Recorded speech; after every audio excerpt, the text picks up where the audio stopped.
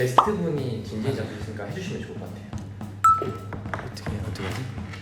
진지는 잡수셨으니까. 진지는 잡수셨으니까 스타트업 잡스의 잡스예요. 오늘 게스트로 오신 분은 회계사님이세요. 제 친구기도 하고 우리 회사의 든든한 또 조력자, 주주이기도 하고요. 세무회계 서비스하는 사업체를 하나 냈어요. 그래서 지금 사업을 하고 계시고, 오늘 영상 주제는 바로 스타트업 지분 설계입니다. 지분 되게 중요해요.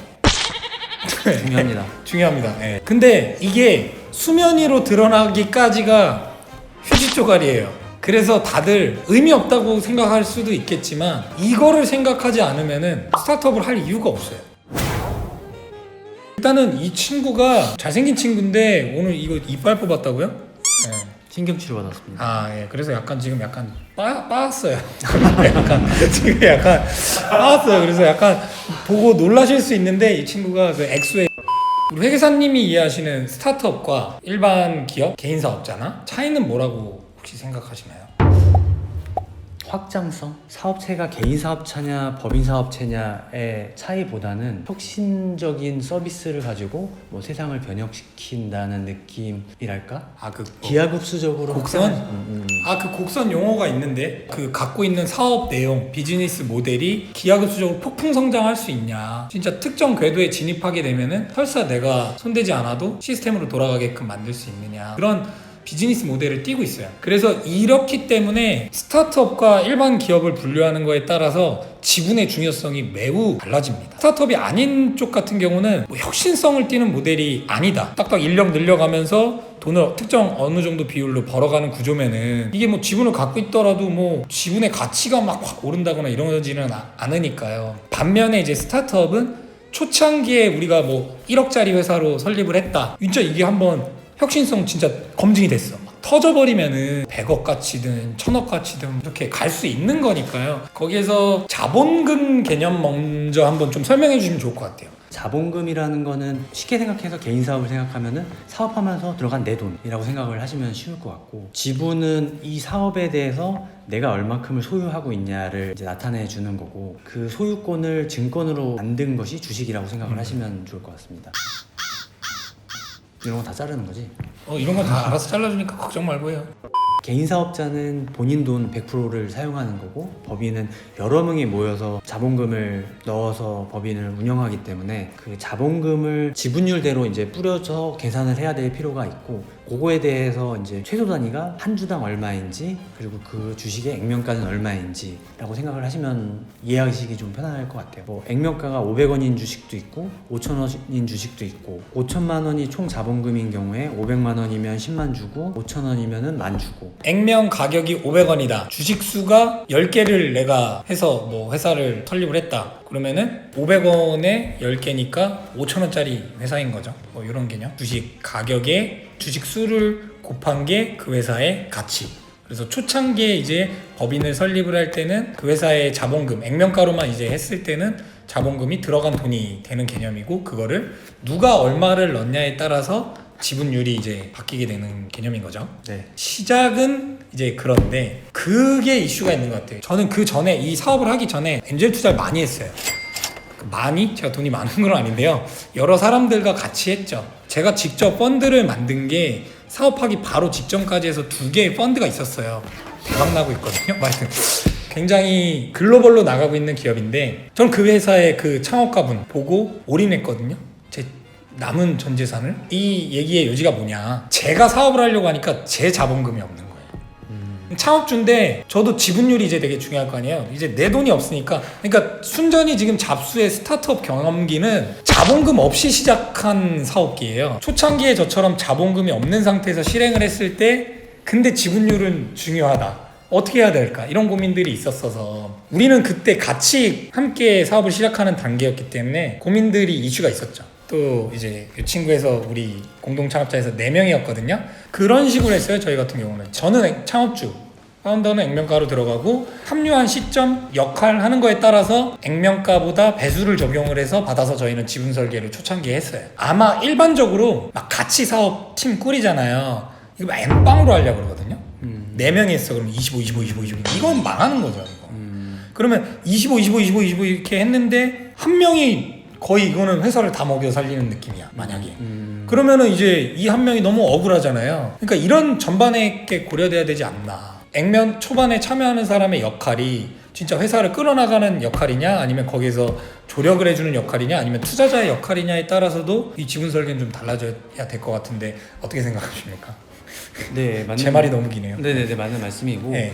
말씀하셨듯이 뭐 4명에서 우리는 공동을 창업했기 때문에 우리는 운명 공동체다 25%씩 지분을 가져가자 하면 산으로 가기 쉬울 것 같아요. 그렇게 되면 사실 이제 의견이 갈렸을 때 애매할 네. 것 같아요. 그래서 어느 정도 주도적으로 사업을 끌어가는 사람이 확정할 수 있을 만한 지분율을 가지고 있어야 될 것 같고, 주식회사에서는 일상적인 거는 이사회에서 경영 활동을 하지만 중요한 의사결정은 주주총회를 통해서 하거든요. 보통 결의와 특별 결의가 있는데 대표가 특별 결의까지 의사결정을 할 수 있을 정도의 지분율을 갖고 가는 게 제일 뭐 안정적일 것 같고, 근데 물론 이제 같이 창업해서 돈을 같이 넣는데 지분율이 다른 거에 대해서 뭐 상대적인 박탈감이나 친구끼리 왜 이래?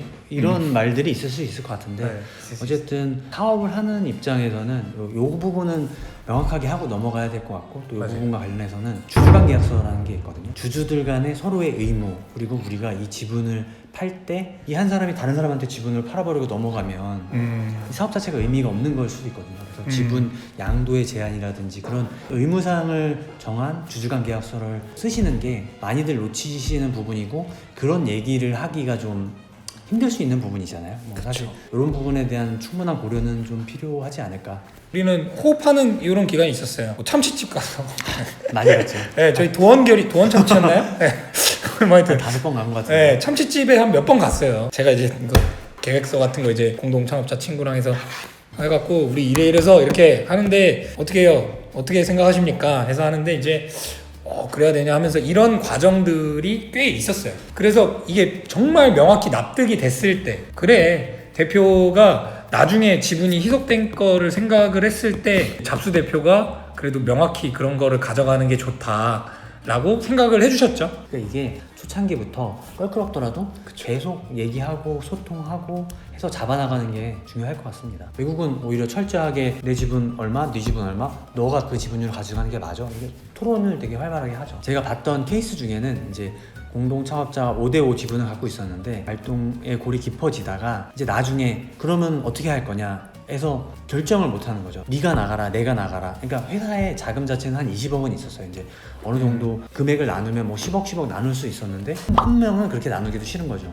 그래서 이대로 그냥 망하게 하자, 그냥 파산하자, 이런 형태로 극단적으로 가게 되면 이걸 컨트롤할 수 있는 방법이 없거든요. 없죠. 그래서 외부 투자자들의 시각에서 봤을 때 5대5 지분을 가지고 있는 경우는 오히려 안정적이라기보다는 이 회사는 뭔가 하나의 의사결정을 권한을 가지고 힘있게 나갈 수 있는 동력이 좀 약할 수도 있다라는 느낌을 가질 수도 있을 것 같아요. 그런 것 같아요. 싸움을 조장하는 거를 만들면 안 되는 건데 5대5는 충분히 여지가 생긴다. 사람이 다르기 때문에.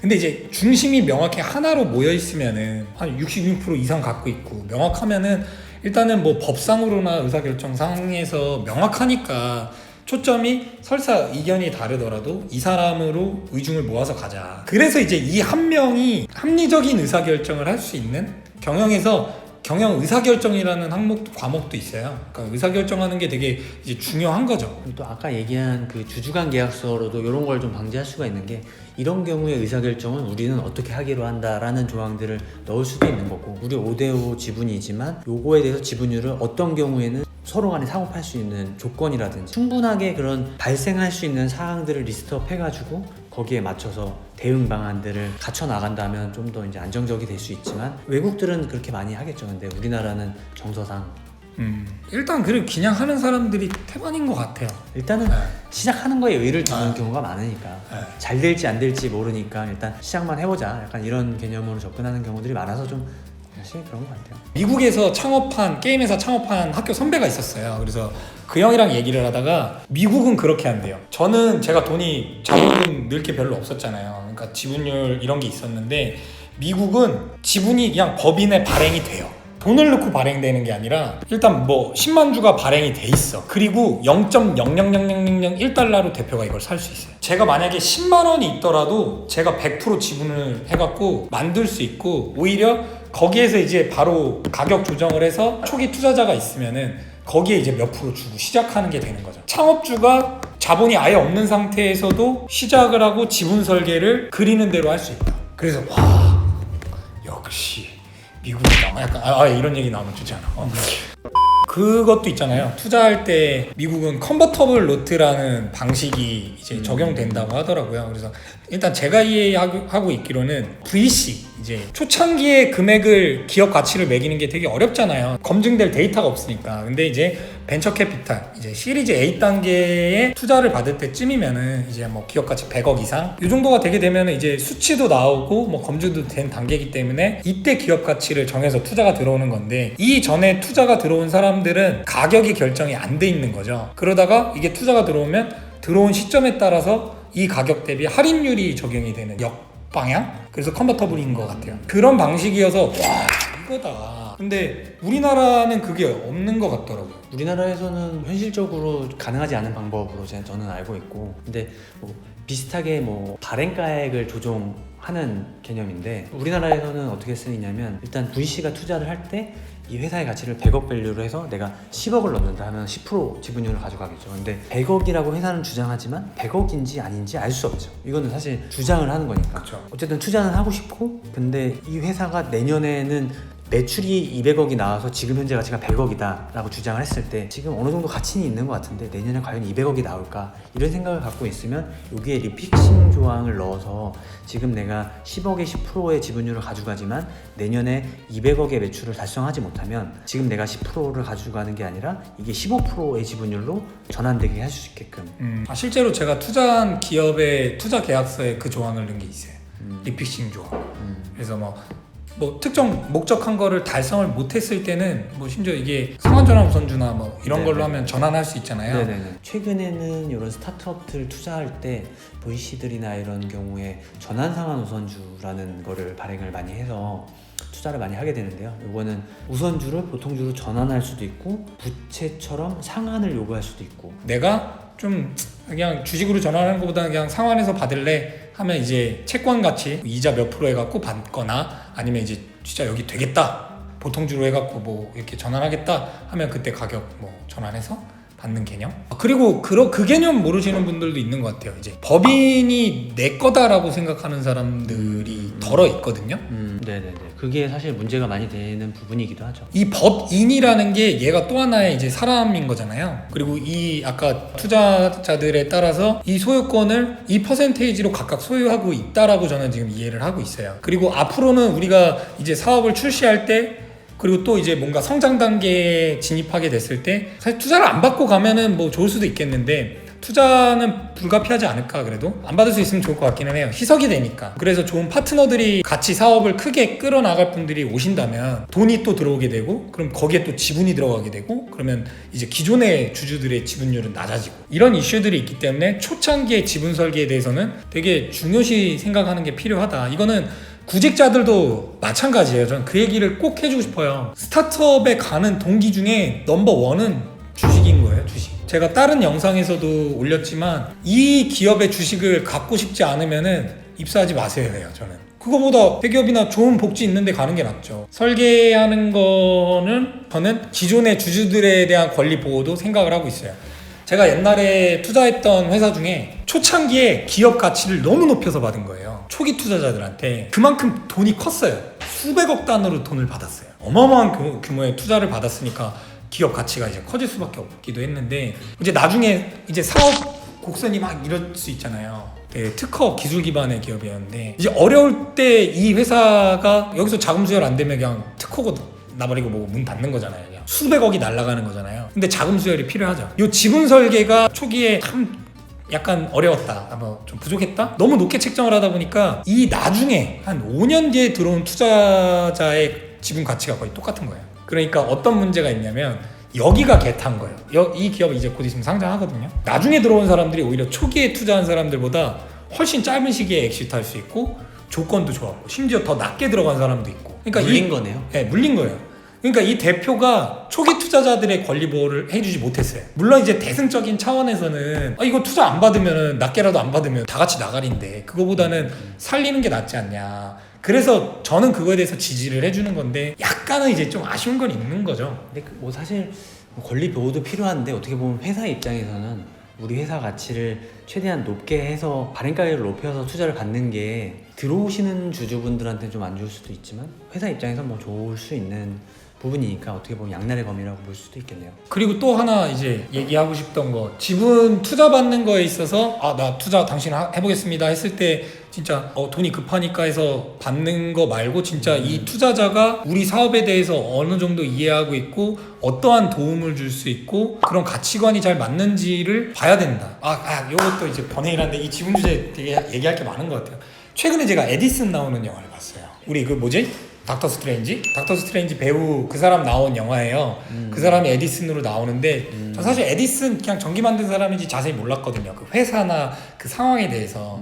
그러니까 에디슨이 직류로 이제 뭔가 정부에서 개발하는 방향이었고 웨스턴이라는 기업이 있고 여기에서 이제 교류로 해갖고 만드는 게 있는데 이제 에디슨 이 얘기를 왜 했냐면 에디슨이 쫓겨나요. 대주주가 에디슨이 돈이 없었던 거예요. 에디슨이 돈이 있어서 창업한 케이스가 아니고 대주주는 따로 있었던 거죠. 그러니까 계속 쫄려요. 그러니까 아마도 그랬을 거야. 여긴 대주주가 이 사람이에요. 그 웨스턴은 뭐 다른 사람도 있기는 했는데 여기는 계속 성과를 이 사람한테 보이지 않으면 안 되는 거예요. 이 사람은 순수 약간 투자자 관점이었거든요. 너 성과 내.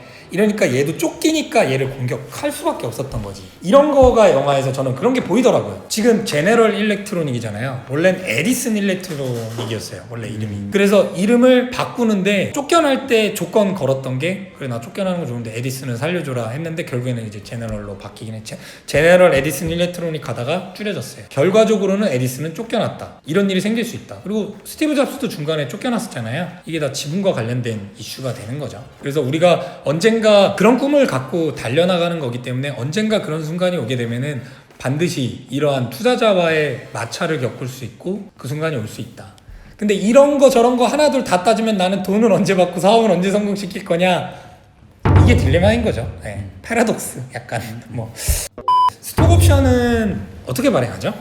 스톡옵션은 일단 법적으로는 주식 매수 선택권이라고 부르고 상법에서 규정이 되어 있습니다. 그래서 일단 주식회사가 발행을 할 수가 있고, 발행을 하려면 정관의 규정이 있어야 되고, 그 정관에 있는 규정에 따라서 주주총회 특별 결의를 통해서 발행을 해야 되고, 근데 제한사항이 좀 있는 게 특정한 사람한테는 발행을 할 수 있는데 회사의 주요 주주한테는 발행이 안 돼요. 그러니까 이 회사의 주요 주주가 자기의 지분율을 조정할 목적으로 안 좋게 사용할 수 있기 때문에 일단 법적으로 10% 이상의 주주는 발행이 안 되도록 되어 있고, 회사의 설립 경영 및 기술 혁신 등에 기여하거나 기여할 수 있는 회사의 임직원한테 발행을 할 수 있습니다.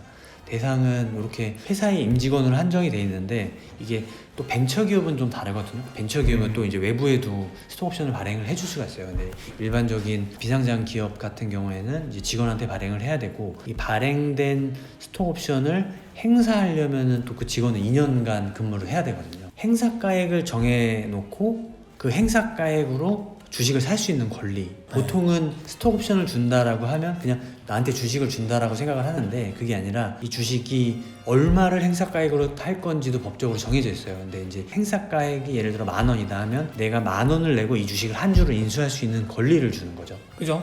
스톡옵션이란 게 나중에 기업 가치가 올랐다, 주식 가격이 올랐다, 그러나 나는 초기에 행사가를 10,000원에 정해놨으면 이게 100,000원이 오르든 100,000원이 오르든 10,000원에 살 수 있는 권리다. 그러니까 그 권리만 갖고 가는 거지 그 사이 동안에 별게 없는 거잖아요. 휴지 조각이 될 수도 있는데 뭐 옵션이니까 내가 행사를 할 수도 있고 안 할 수도 있으니까 무조건 받은 사람 입장한테는 좋은 거죠. 플러스 그냥 알파인 거죠. 팀 파트너로 참여를 했을 때 스톡옵션의 역할은 이제 이 회사를 나는 같이 키운다의 방향이지 않나 싶어요. 뭐 지분이 1%가 됐든 2%가 됐든 동기부여 네. 측면인 거죠. 그리고 벤처기업 아까 얘기해 주셨는데, 이제 벤처 인증을 받기 전에는 발행된 주식의 10%였나? 몇 프로밖에 스톡옵션 못 주잖아요. 10%밖에 못 주고, 네. 근데 이제 벤처기업 같은 경우 50%까지 발행을 할 수 있죠. 일반 기업은 시가랑 액면가 중에 높은 걸로 해야 되는데, 벤처기업은 시가보다는 낮은 가액으로 발행을 할 수가 있어요. 액면가보다는 높게. 뭐 액면가가 1,000원이다. 액면가가 1,000원인데 현재 시중에서 거래되고 있는 가격이 10,000원이다. 근데 이제 그 10,000원 시점에서 벤처 인증이 되지 않은 기업은 10,000원 밑으로는 못하고 10,000원이 최소인 거잖아요. 그 당시에 발행할 수 있는 게. 근데 벤처 인증을 받은 데면은 액면가까지도 할 수 있다. 발행할 수 있다. 그러니까 자유도를 주는 거죠. 발행할 수 있는 범위도 올라가고 그리고 그 금액에 대한 미니멈도 내려가고. 뭐 마지막으로 세무회계 이슈 관련해서 좀 꿀팁 같은 거 있으면 한 3가지 정도만 전해주시면 좋을 것 같아요. 일단 뭐 세무회계 관련해서는 세금을 뭐 적게 내는 게 뭐 가장 큰 꿀팁일 테니까 뭐 일단은 스타트업 같은 경우에는 뭐 법인세는 어차피 거의 대부분 안 나오실 거고 법인세가 나온다라고 하면 고용증대에 의한 세액공제를 적용받는 게 뭐 제일 좋은 방법인 것 같습니다. 이거는 한 명 고용할 때마다 청년의 경우에는 1,100만 원 세액공제를 받을 수 있고 청년이 아닌 자는 뭐 770만 원까지 공제 받을 수 있는 제도. 최근에 일자리 관련해서 여러 가지 좀 제도들이 세법적으로도 그렇고 다른 지원금도 그렇고 많이 시행이 되고 있거든요. 그래서 이런 부분들 놓치지 않는 게 꿀팁이 될 수 있고 또 지금 당장 이익이 나오지 않아도 얘는 2월 공제가 돼서 나중에 이익이 발생했을 때 공제받을 수도 있기 때문에 알아두시면 좋을 것 같고. 용어가 뭐라고요? 고용증대에 의한 세액공제. 고용증대에 의한 세액공제. 오케이. 요새 또 많이 지원을 받고 계시는 게 일자리 안정자금 많이 지원을 받고 계실 텐데 210만 원 이하면 일자리 안정자금 5인 미만은 15만 원, 인당 15만 원, 그다음에 5인 이상은 13만 원 이렇게 지원을 받으실 수 있고. 직원이 인건비가 210만 원 이하일 때죠. 네, 이하일 때. 그리고 또 210만 원 기준으로 또 두루누리라고 사회보험을 지원해주는 제도가 있어요. 그래서 4대 보험도 부담이 많이 되는 부분일 텐데 신규 입사자의 경우에는 90%까지도 지원을 해주거든요. 아 그래요? 왜 안 알려줬어요? 당연히 네. 당연히 적용을 했죠. 아 우리 적용이 돼 있어요? 당연히 적용을 했죠. 이렇습니다. 네, 든든합니다. 두루누리는 국민연금과 고용보험을 지원해 주는데 이제 건강보험 같은 경우에는 일자리 안정자금 지원 받으시면 또 여기에서 경감 받으실 수 있는 부분이 있어서 최대한 이렇게 좀 경감을 받으시면은 좋을 것 같습니다. 이게 스타트업들 중에 특히 좀 그런 데들이 있는 게 부가세나 4대 보험을 아예 생각을 안 하시는 경우들이 많이 있는 것 같아요. 그래서 매출에서 돈이 들어오면 그대로 다 지출을 하시거나 이제 부가세 생각을 안 하시고 다 쓰면 나중에 이제 부가세 신고해서 납부해야 될 때 그 금액들이 이제 모자르게 되거나 잔고가 없어서 문제가 되는 경우들도 한 번 정도에 이제 유예를 할 수 있는데 이게 쌓여서 뭐 2년 동안 부가세 체납액이 쌓여가지고 요것 때문에 뭐 압류도 당하고 뭐 이런 경우도 많이 봤거든요. 실제로. 그래서 매출 발생해서 돈은 벌고 있는데 이런 거 생각 안 하고 생각 없이 썼다가 좀 문제가 되는 경우들도 있어서 그다음에 직원분들 또 이제 급여를 받아가실 때 4대 보험과 그다음에 가끔세, 본인의 소득세를 다 납부를 하시거든요. 그 부분에 대해서도 이제 식대는 10만 원까지는 비과세를 받을 수 있기 때문에. 근데 이거는 회사에서 식대를 주면서 식대 비과세까지 같이 적용받으시면 안 되고 식사를 따로 제공하지 않는 경우에 적용하는 게 원칙입니다. 근데 뭐 현실적으로는 뭐 식사를 줘도 그냥 식대 비과세 신청하고 뭐 그런 경우들도 많이 있고 자가운전 보조금으로 20만 원 비과세를 받을 수 있는 부분이 있는데 본인이 본인의 차로 회사의 업무를 위해서 출장이라든지 외근이라든지 이런 용도로 사용하시면서 뭐 기름값이나 이런 거 본인 부담으로 사용하시는 경우에 또 20만 원까지 적용을 받으실 수 있는 부분이 좋은 부분이지 않을까. 얘는 이제 세금 범주에 포함이 안 되는 거죠. 네. 그렇죠. 뭐 소득세에서 네. 개인의 세금을 그만큼 개인 소득세에서 개인 소득세가 그만큼 낮아지는 거죠. 또 직원들 같은 경우에 중소기업은 90%까지 소득세 감면을 받을 수 있거든요. 네. 중소기업 취업자의 경우에. 그래서 이것도 빠뜨리지 말고 적용을 받으시면 근로자분들의 경우에는 본인들 소득세는 뭐 거의 부담 없이 될 수 있지 않을까. 세무회계 쪽은 사실 저도 이게 가장 취약한 영역이에요. 이게 제일 어려워요. 특히 회계. 그래서 이거는 이제 외부 자원을 활용하라. 이거 대행해 주는 데 많잖아요. 오히려 비용이 나가는 게 아니라 세이브를 하는 측면이 있기 때문에 더 낫다는 생각을 저는 하고요. 그리고 그게 있잖아요. 정부 그 세금 지원해주는 바우처 사업이 있어요. 기업마당 이런 데 가면은 1년에 거의 한 3차까지는 진행되거든요. 그래서 그 기간 올라오면은 신청하면 1년에 최대 150만 원까지? 100만 원까지. 100만 원까지인가요? 인정합니다. 매출이 있어야 매출이 돼요. 발생하면은 뭐 적용 받을 수 있습니다. 네. 그래서 이거를 받으려면 잘 지켜보고 있어야 돼요. 이게 네. K-스타트업에 잘 들어가서 이제 사업이 뜨는지 안 뜨는지 잘 지켜보다가. 그리고 매출 조그만 거라도 뭐를 하나 내면은 되긴 하겠죠. 저희는 그걸 신경 차마 못 썼는데 그것까지 쓰면은 되게 깔끔할 것 같습니다. 앞으로 다음에 또 뭐 회계 이슈나 세무 이슈 그리고 뭐 이런 관련된 부분에 있어서 궁금하신 사항이 있으면 댓글 남겨주시면 저희 우리 한번 또 나오실 수 있나요? 연락 주시죠. 인기 좋으면 네. 댓글 보고. 네, 댓글 보고 해서 좀 궁금한 정보들 같이 남기는 방향으로 해볼 테니까요. 많이 좀 댓글 주시면 감사할 것 같습니다. 명언 한마디 또 한번. 스타트업의 업을 대상으로 이제 쓴 책인데 거기 나왔던 표현이 생각이 나서 말씀드립니다. 꿈은 유니콘처럼 현실은 바퀴벌레처럼. 이거예요. 그거네.